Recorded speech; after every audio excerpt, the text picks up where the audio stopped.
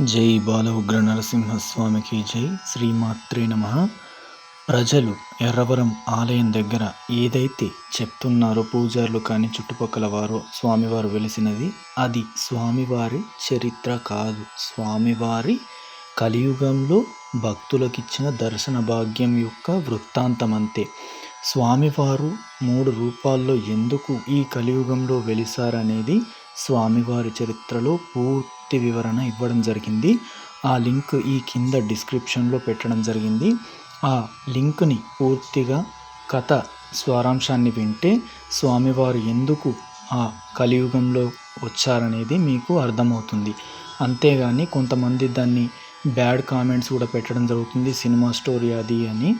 అలాంటివి చెప్పిన వారి కర్మానుసారం వారు పాపాలకు వారే లోనవుతారని తెలియజేయడం జరుగుతుంది. జై బాల ఉగ్ర నరసింహ.